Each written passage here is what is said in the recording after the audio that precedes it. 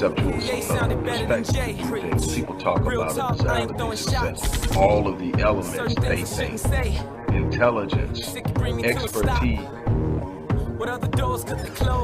Hey, how much am I willing to give up and are not committed to the struggle, acquiescing to the struggle, they're committed.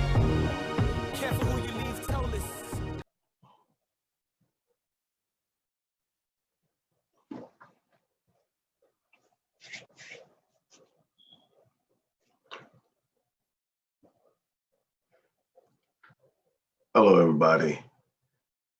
This is Dr. Rick Wallace dropping in on you. I hope that you guys are having a great start to your week. It's Monday morning. It's about 6:40 here in Houston. I've been up for a while. Got the girls off to school. Baby's up now, getting ready to do her thing for today and the week. And there's this level of excitement that I wake up with literally almost every day. I won't say every day because there are those rare moments where I let something get in my head, but I can tell you that by the time I sit down and start doing what I do for the day, I've dealt with it. I don't allow things to linger because they can become an infestation or a problem that is difficult to get rid of the longer you allow it to take root. So waking up is huge. And that's what I want to kind of talk to you about today. Today is Monday. So this is Money Monday. And I know that I get emails from people. Why is it on this day when you're supposed to be talking about business principles, or on this day you're supposed to be talking about money, and you're talking about attitude, and you're talking about mentality and thinking? Let me tell you something. I'm going to be as transparent and as honest with you as I possibly can in addressing this. Look, there's no less than 100 books that are absolutely remarkable when it comes to the technical and vernacular, the level of literacy needed, the techniques and practices of getting money. You know, a couple of the things written by yours truly, but mostly about people who have done beyond anything I've ever done before. And I've had my run. I've had a pretty good run. So I know how to do it. But what I can tell you is, even when I examined when I was at the height of what I did financially, that was something that was common. It's been common among the people that I consider to be the most successful people on the planet. And so that's what I focus on. When you wake up with the right attitude, when you have a right attitude, and that attitude is founded upon gratitude, being grateful for what you already have, despite where you're at. And see, the thing is, when I look for my wealth, I don't look at my bank account. When I look for my wealth, I don't look at what I'm driving or what I'm wearing or anything that most people try to judge whether or not you're wealthy by. First thing I do is I look within and I see the gifts that were given to me by the Most High, by God, and how they have served me and served many others. And I say, hey, I'm wealthy. I think about the ability to use my resourcefulness to create a livelihood for my family. And that is where I first discover and notice my wealth. And the beauty of this is that my wealth does not diminish as the bank account diminishes. My wealth is still in place. So my wealth is not contingent upon a certain amount of zeros in my bank account. My wealth is dependent upon my ability to be impactful in this world, regardless to what's in my bank account. And then the next thing I do to assess my wealth is I look at that which is closest to me, and first and foremost, that's my wife. I have a beautiful wife, inside and out. I have a supportive wife. We have a way of jiving with each other. We have a way of lifting each other's spirit. We're building something together. We're creating something together. In her, I have an unbelievable asset. Again, that lends to my net value, my net worth. And it doesn't even consider what's being built financially. It solely considers the spirit nature and the emotional stability that comes with it. Oh, it makes me a very wealthy person. What am I doing? I'm trying to get you to understand, when you create a mindset that is centered upon something that is stable, even in the midst of chaos and instability financially, you find that you're always going to be able to sustain a sense of value and worth that makes you feel wealthy and will push you through the difficult moments in which certain things that are by the very nature of their existence volatile. Currency is volatile. Any type of material asset is volatile. No matter how stable it is, it can't be 100% depended upon. So you're going to have some good days and some bad days, but you don't want your bad days to set your attitude.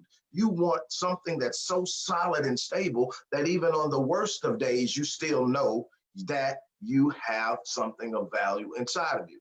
So that's what I wanted to kind of kick the morning off with. So people like, look, my attitude sets the stage. When my attitude is right, money comes. When my attitude is right, I get clients. When my attitude is right, I have an impact. And I've said this before. I'm at this stage now where money is secondary. Yes, I have money goals. Yes, I know there's a certain amount of money that I need to make on a daily basis to sustain and build what I'm trying to build for me, my family, and to allow us to do what we believe we should be doing to reach the world. And so I know that, but that's not the focus is on. How many people do I have to serve? How many people do I have to help? Based on my average earning per contact.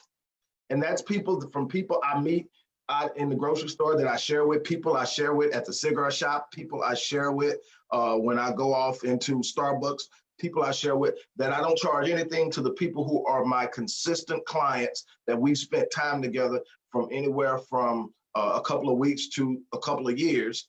And I know how much I earn per contact. So how many people do I need to be in contact with today in order to ensure I have what I want? How many people do I need to share with? How many people do I need to engage? How many people do I need to touch? It's about that mentality. But if I'm going to touch people, I got to wake up with the right attitude. I got a couple of things I'm going to share with you that I'm going to be out this morning. First and foremost, look, something my grandfather taught me a long time ago, and I see people suffering because they didn't get this message early in life. I see people struggling because they didn't get this message in life. And I'm going to tell you something my grandfather told me early in life, say, boy, don't let the messenger cause you to miss the message. What he was saying was, there's no perfect person in the world. Nobody you're going to find that you're going to like 100% of the time. And if you have to like a person in order to receive a glean from them, something that they may be exceptional at, you're going to miss a lot. You're going to throw away a lot of gifts, and you're going to always be trying to catch up in places you should be ahead. And so people who know me and the work I do, specifically in the Black community, know I have a specific problem with Steve Harvey.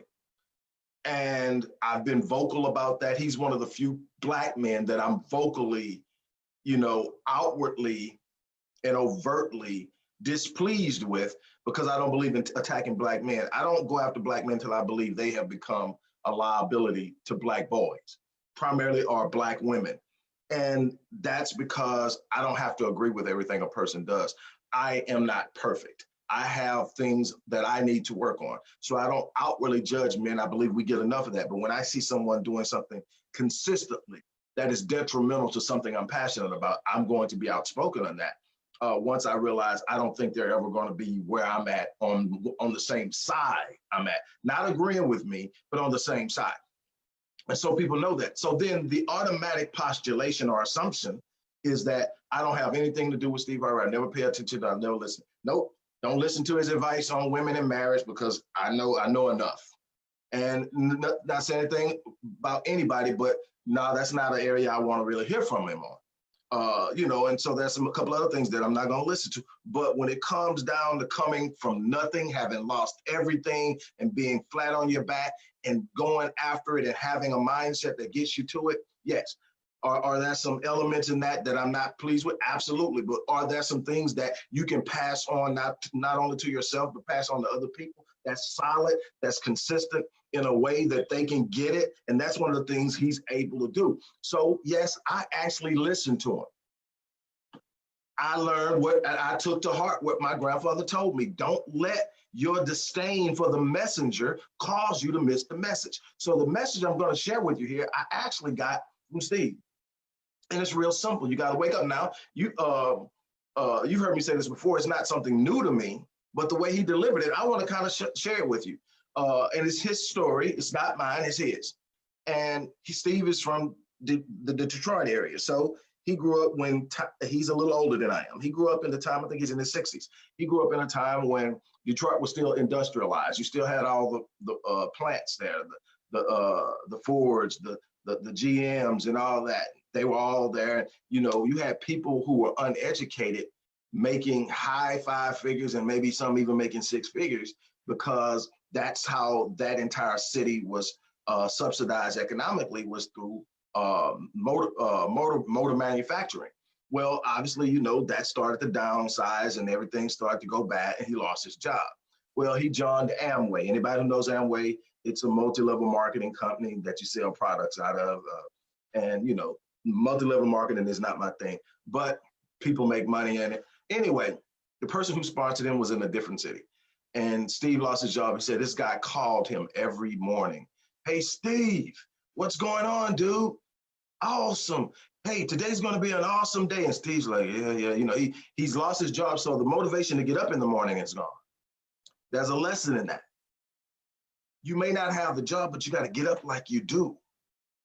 And he had lost his motivation. So he was just laying in the bed. The guy's calling him every morning, 5 o'clock in the morning.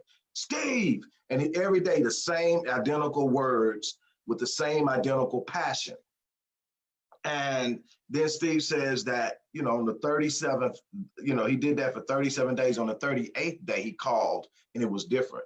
He said, Steve, look, man, I want to ask you a question. I said, why do you wake up that way every day? He said, man, I lost my job. You know, I don't have a reason to get up in the morning. You calling at 5 o'clock. I don't have to be up at 5 o'clock.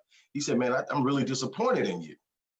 He says, you got so much potential and so much talent, and you could be doing so much, but you're carrying around a bad attitude. He said, I don't got no, yeah, Steve, you have a bad attitude. You're waking up with a bad attitude.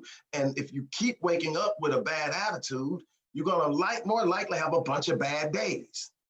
He said, you got to change that. And he says, have a good day, Steve. And he hung the phone up. And Steve sit up and, you know, probably like I would get attitude, you know, somebody's checking you on your BS, it don't feel good.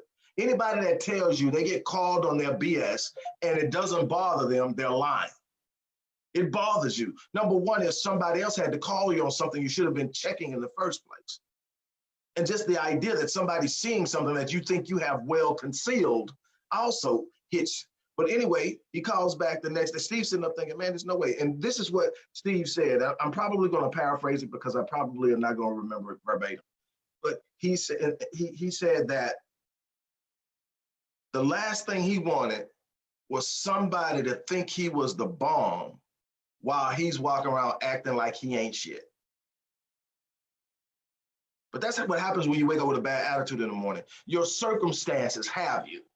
You don't have the circumstances. You're not in control of your movement, your thoughts, your thinking, your expectations. You are letting your circumstance, your situation, your current reality set the tone of your life. And you don't realize that if you identify that closely with that situation, it's going to become locked in because it's going to become a part of you. Something you were meant to go through, you have been sitting in because you refuse to wake up with a right mindset. Are you hearing me? Something that you were simply meant to go through and learn from has become a consistent and permanent part of your reality because you identified with it and you decide to sit in it. I said this a long time ago, and I have said it often since, that pain is inevitable, but suffering is a choice. You're not going to get rid of loss. You're not going to get rid of disappointment. You're not going to get rid of frustration. You're not going to get rid of those things. But sitting up and living in it and identifying with it, that's a choice. Choose to wake up with a right mindset. confuse the dynamic of what you're going through. Did you hear me? There's somewhere in the Bible, if I'm not mistaken, that says praise. Well, walk with me now. Don't get so tied up that it makes you feel bad, because I'm talking about practical principles that you pull from places of stuff you've repeated over and over again but never really got because you're not using it. See, if you can repeat it, you can quote it all day long, but if you haven't got it and you're not using it practically, you really didn't get it in the first place. So it says somewhere in the Bible now, and most of us know where it's at, but have we ever thought about it? Check this out. Praise confounds the enemy. Let me say it a way that some of those who are not steeped in it will understand it. Being celebratory, despite a situation, confuses the dynamic of the situation. Imagine waking up and being grateful while everything around you is falling apart. Some people are going to say you're crazy. Some people are going to say that doesn't make sense, but what you don't understand is everything around you has to respond to you. Life is not happening to you, it's responding to you.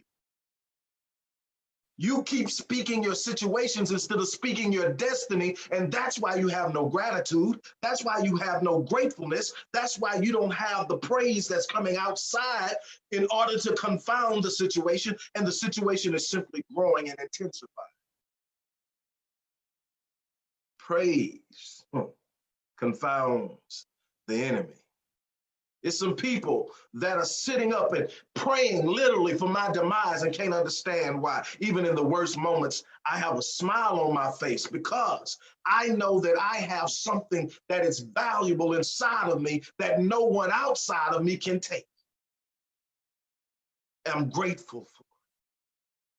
I have a wife that I've been blessed with for a certain period of time. I hope it's 40, 50 years that I get to live my life with her. But if I'm gone tomorrow, or God forbid if something happened and she's gone tomorrow, I've had the moments I've had with her. And for that, I'm grateful. I'm grateful that for a time, God shined on me in my life through my wife. See, those are things the enemy can't take from me. Because if I'm breathing, I'm still in the midst of the presence of my purpose, and I have a reason to be here, and for that, I'm grateful. Y'all, stop allowing your circumstances to cause you to wake up wrong. Because the truth is, Steve's 100% right. If you wake up wrong, chances are your day's not going to go well. If you're waking up every day with an attitude, the chances are you're going to have a bunch of bad days. Because you are setting the stage for how you're going to experience that reality. It's not about the reality. It's about your interpretation of it and how you perceive it. Your perception is casing and framing your reality. That's why you can get two people going through the same things with ending up with two totally different results. It's because one is seeing it one way and the other is seeing a different way. You've got to be able to see it in a way that benefits you, your family, and those who look up to you. That's your responsibility. Wake up with a right attitude. With me, it starts with gratitude. I'm gonna tell you something that I've discovered, that you can't have a true attitude of gratitude and be angry.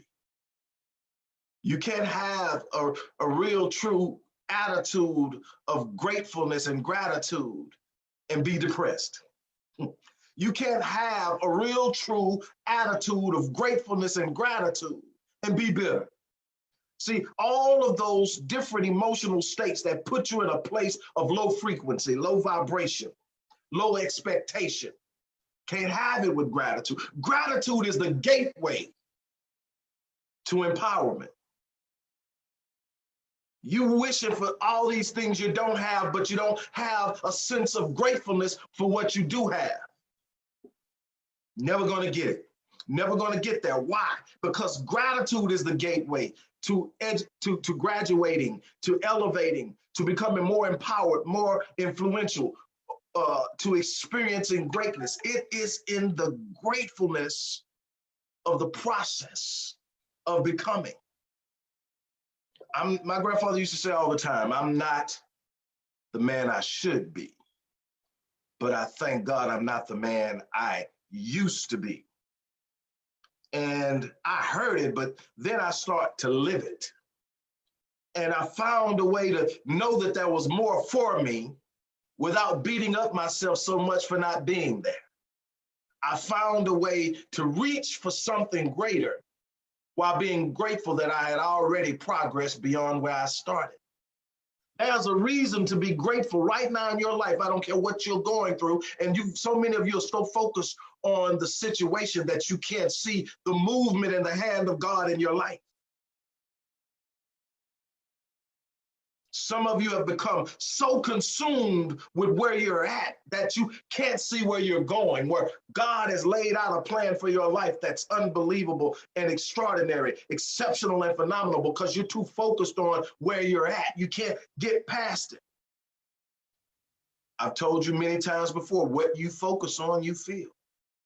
You're focused on the negative, you're going to feel it a lot more than if you were focused on the destiny. Learn how to operate in the strife. Learn how to operate in the chaos. Learn how to operate in the setbacks and the hardships while living in the destiny, living in the vision, experiencing the vision while operating in the chaos. You have the mind, God gave you the mindset to do that. But you got to stop focusing on the problem. The more you focus on the problem, the bigger the problem becomes, until the problem has more power. It's so intimidating that it shuts you down. You were not designed for mediocrity. You were not designed to be average. You were designed for greatness. There's something inside of you that only you have. And it was meant for you to put your unique stamp on the world. Question is, are you ready to take it? Are you ready to run with it? Are you ready to stand up with it? Money is simply a medium. It's simply something that's used to do something that you desire to do. It's not the end all, it's an instrument. And when you start to serve your purpose and you start to experience your true nature and value, and you start to impart what you have upon others, the money will take care of itself. On that note, I'm going to check out of here, you guys. It's always awesome to share with you. If there's any type of technical glitches that you guys are experiencing, keep in mind that we've now started doing most of our live streaming through Zoom. It's going to be our third-party service for pushing out a lot of our video content. And there may be some hiccups as we're learning and mastering this. And so, drop a comment, say, hey, this happened during the video at this particular time or whatever, so that we can go back, check it out. We can report it to the service provider and we can get this thing really streamlined. I'm still looking for a way that I could actually still see you guys commenting, because I don't get to see that, because as soon as I launched it, it shuts the box on Facebook. And I have the camera with Zoom, but I don't have the Facebook feed with the chats that I normally get. I have to go and read those after the fact and comment on them or whatever. So just keep that in mind. We're working on that. We're going to get all the kinks worked out over the next several days. Hopefully by the end of this week, we'll really be moving along. But I am in a very, very positive place, which I am most of the time anyway. And, I'm so excited. I just really, really am grateful for the opportunity to have a voice that lifts. That means so much to me. And I'm going to read something that my wife posted on her page. I have things up, I've got all this stuff, my own little setup, and I'm looking at it, and, and it just makes me smile. It says, this is going to be a phenomenal week. God is doing some things in the Wallace family. And yes, there are some extraordinary things happening that I'm so excited about. And that's the goal, to build. Find somebody you love that's passionate about the things that you're passionate about, and then build. Build something that you can pass on to your family besides debt. Build something you can pass on to your family besides the curses of generational trauma that many are experiencing. Be the place where the trauma stopped. Be the place where wealth began to be accumulated and replaced debt. Be the answer to the enigmatic issues that have plagued your family for years. That's my challenge to you. My goal every day that I wake up is to live life on full, so that if it happens to be my last day, I die on E. I challenge you to do the same thing. On that note, I'm out of here. You guys have an awesome day.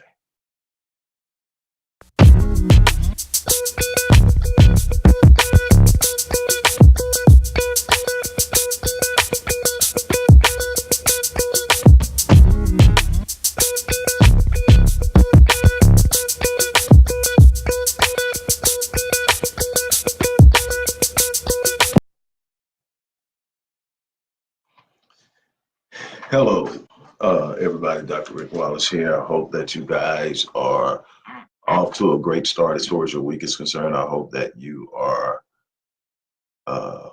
coming off of a good week where things went well, were profitable, prosperous, and productive. Even if it wasn't, make a recommitment this week, make the necessary adjustments, and get back in the game. This is a marathon. This is a game of perseverance and resilience. It is about making the necessary adjustments. It's about remaining committed and finishing what you're starting. Not everything is going to go your way. That's something that you're going to have an understanding of and be okay with, because things simply happen. Nobody's perfect. No situation is perfect. There's always going to be something that you're working against. That is a part of the process. You have to prepare yourself to be in process. You have to give yourself permission to be in process. The moment that there's nothing wrong with the pursuit of perfection. But what you have to understand is the pursuit of perfection is the pursuit of completion. And in the pursuit of completion, you are going to be always moving towards it. When you're complete and finished, you're done. That means you finished your work. That's the end of the game. That's when you shut it down and you call it a wrap at the end of life. When you look up and you are able to read the pages of your legacy that you've built, that you're leaving the world, that's when you reach perfection, is when it's done. It's not about everything being absolutely in alignment. Perfection is completion. It means that what you started to do has been absolutely done to its fullest. There's nothing left to do. And so you're pursuing perfection, but perfection is a far way off. What you're doing is you're going through the process of achieving perfection. And in the midst of that, you're going to have disruptions. You've got to be okay with that. That's just simply the way it is. I'm going to be brief again this week, but I just want to hit something home. There are a number of different things that are at the top of the list, say the top 10 reasons why people fail at business. And what I want to talk to you about today is definitely in the top 5. And it's an unwillingness or an inability to invest in oneself. And when I say that, I mean in every way possible. Investing time, investing energy, investing effort, investing capital, currency, and resources into yourself. I see people all the time attempting to fund business ideas that they have not invested in themselves. One of the things that an average venture capitalist or angel funder or someone that understands what investment in business and venture is, one of the things we're going to look at, how much have you already put in of your own resources, whether it's time, energy, effort, money. They're going to want to see what's invested. Just the idea alone is not going to attract true investors, people who will put in the money necessary to fund your idea. There's money out there. There's always capital out there. There's always resources. And I tell people all the time, your number one resource is your resourcefulness. It's not the money you have in the bank. It's not the people you have on speed dial. It's not your potential investors. It's your resourcefulness, the ability to know what you need and find a way to get it. That's going to be what holds you together. That's going to be what provides the confidence to create calmness in some very hostile and volatile situations as you're trying to work this thing out. It is a process. But the thing is that most people want something, but they don't want to invest in it. I tell people all the time, what I see with most people is they have a wish list versus a list of goals, aspirations, and benchmarks. And what's the difference between goals and wishes? Goals are something you look at, you measure the cost, and you pay the price. Goals are something you sit up and you say, okay, I'm going to have to put this in. I'm going to have to invest this. I'm going to have to take this much time. I have to do this. Then you pay the price and you reap the reward. A wish list is is a list of things people want but are not willing to pay for, not willing to put in the work for, not willing to be committed to. That's a wish list. It's just something on paper that looks nice, and it would be fun if you were able to do it. It would be great if you were able to have it. But the truth of the matter is you're not putting in the work. You're not investing. You're not putting skin in the game. And then you'll turn around and want people to support something in which you have not supported. Sitting up and saying you want to do it, sitting up saying that you're good enough to do it is not enough. You have to be able to put in the work. You have to be willing to put in the work. You got to be willing to take some of your own paper and invest it in yourself, invest it in courses, invest it in material, invest it in inventory, invest it in whatever it needs to grow you. You're going to have to invest in yourself at some point in time. You're going to have to become better than you are, because you have people out there that are competing for the same market, and you have to have an understanding of how you're going to establish and distinguish yourself in the market. You can't go into a market and think just because you're offering something that people will automatically gravitate to it. So you got to know how to brand. You're going to have to invest in your branding, in your marketing campaign. You're going to have an ad spend.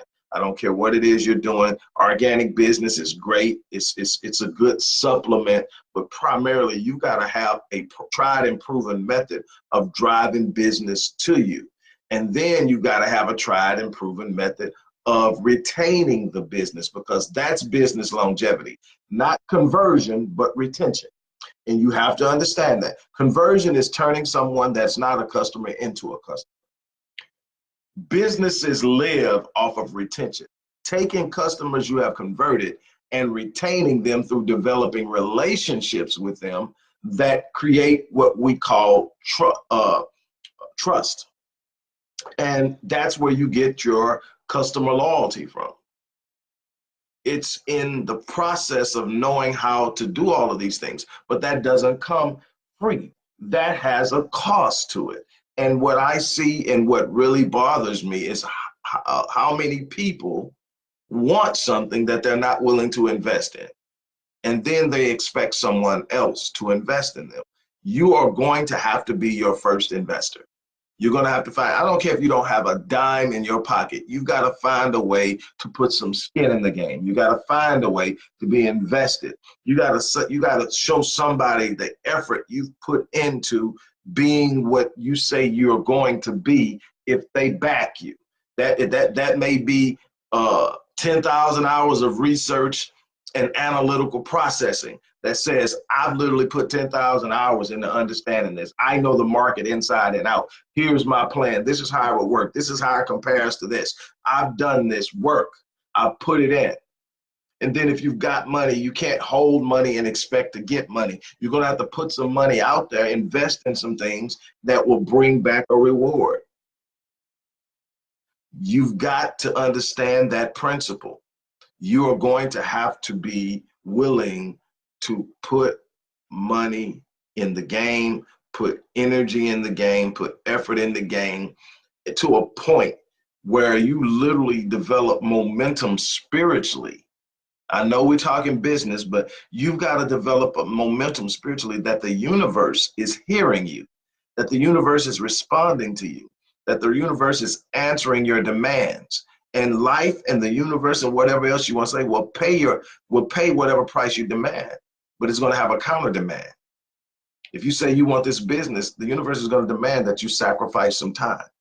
If you say you want this business, the universe is going to demand that you take some money that you might want to spend on a vacation or something else and invest it in this business idea. The universe is going to demand that you prove that you're consistently, entirely committed to having it. And then the universe is going to say, now I'll meet you halfway. I will conspire with you to produce this thing you want. It has to be done in that way. I cannot stress this enough. With that being said, I'm going to check out of here. Got so much more to do, but I had to stop by this morning and give you this. This is, take it at face value, take it for what it is. But I'm telling you, if you don't invest in you, you can't expect anybody else to. And there is just this dynamic that is created when you put blood, sweat, tears, and money into something you believe in.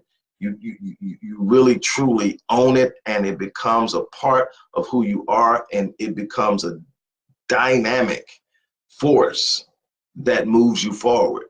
You know, it's just a wish until you put some skin in the game. With that being said, I'm going to get out of here. You guys have an unbelievable day. As I always say, live your life on full so that you die on E.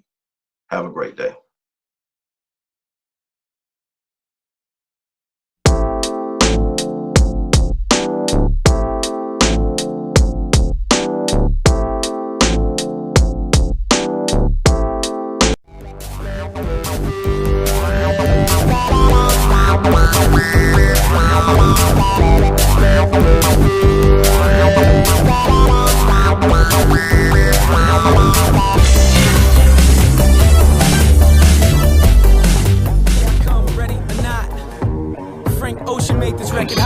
From a conceptual perspective, people talk about a desire to be successful. All of the elements they think, intelligence, expertise. What other doors could they close? Hey, how much am I willing to give up and commitment, and are not committed to the struggle, acquiescing to the struggle? They're committed